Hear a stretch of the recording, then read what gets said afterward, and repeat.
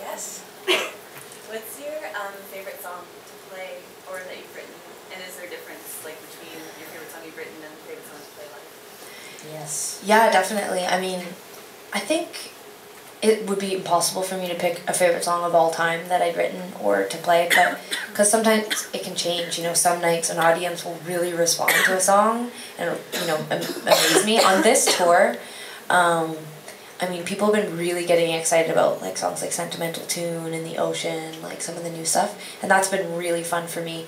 Sara and I wrote Paperback Head together, and we're playing that live right now, and I don't know that it's like the all-time favorite song for anyone, but I love playing it. It's so different than anything we've done, and we sing the whole thing together, and I think as a musician, like, it was like a challenge to write, and it's a challenge to play, and so I think that's probably my favorite now. But like all-time favorite songs, like 19 and Call It Off are still pretty close to the top for me, just because they're still pretty raw, like they're still really tapped into like how I felt when I was writing them. Yeah, which is I'm self-conscious about with Sainthood, because like Sara's songs are really raw and emotional on this record, and I feel like I was in a really different space when I was writing this record from the con, like a really different space. And I think like when I'm playing The Ocean or The Cure, like I feel confident and happy, and I feel excited to rock out, and like I felt empowered writing this record. I felt really secure and happy, and I felt like challenging myself artistically.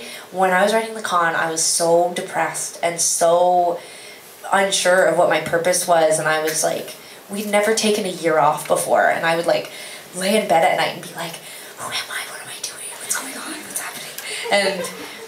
And so I would write these songs. I just felt like really tortured, like I was really looking for some sort of support and whatever. And so when I play them, I feel self-conscious next to each other, because I'm like, because it's so obvious, like, that we've changed so much. But anyway, but I love those would be my favorite. So I don't know. Sarah doesn't like having to make lists. No, I'm not really. It's really hard to know. I mean, I think I agree with Tegan in some ways. I think what I'm probably it's so hard right now. I'm still so in the middle of Sainthood that I can't really say it about that album. But definitely, I feel really proud of what we did on the con.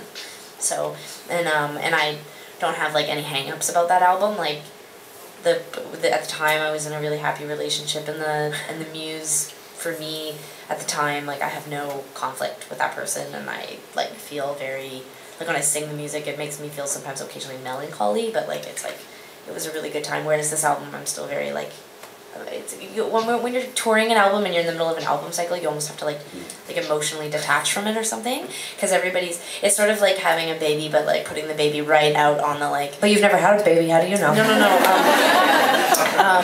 See how easy it is? Yeah. People from last night, how easy it is to use the baby analogy. No. She just used it's like putting like taking anything that you make and then putting on a circuit where it's going to be. I don't know, because I haven't made a baby. I just assume it would be like that. It's like having a science fair project and going to an international science fair and having it judged. No, I think you almost have to like. It's hard to get perspective right now. And you sort of abandon it.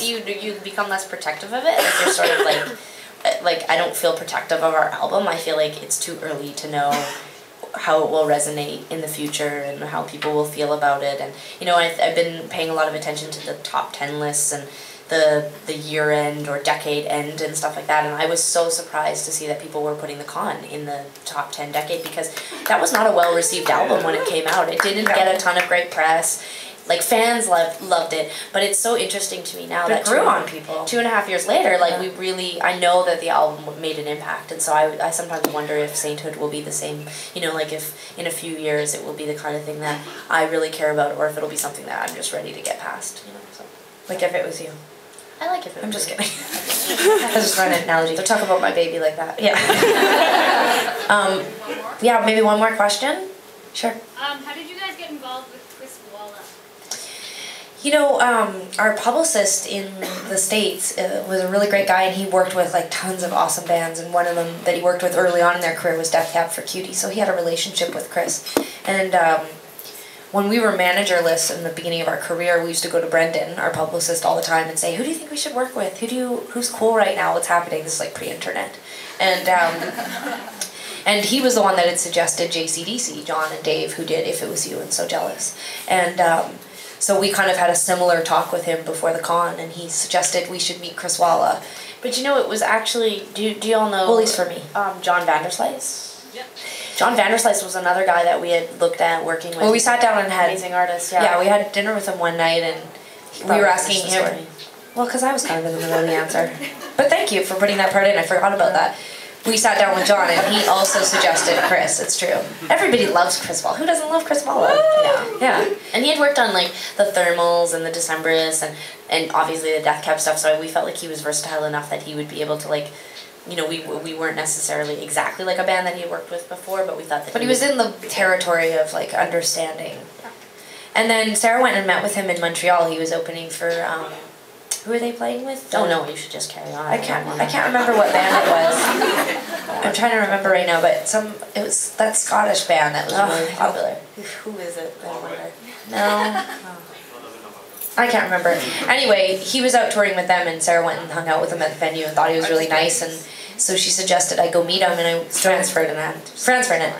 So then I drove down to Sasquatch, and I gave him, we had like 50 demos for the con, and we like talked in a field for like 10 minutes, and he has this really funny hair, and no matter what he does, it always kind of falls back perfect, and he was like standing in the field and he was talking really animated, and he was telling me about all these records he loved, and he was talking about how he'd met Sara and how great she was, and I was like, well, you seem busy, so I'm just gonna give you this, it's like 50 songs, and he like all of a sudden changed and was like, oh, like 50 songs, oh my god, and then we just waited.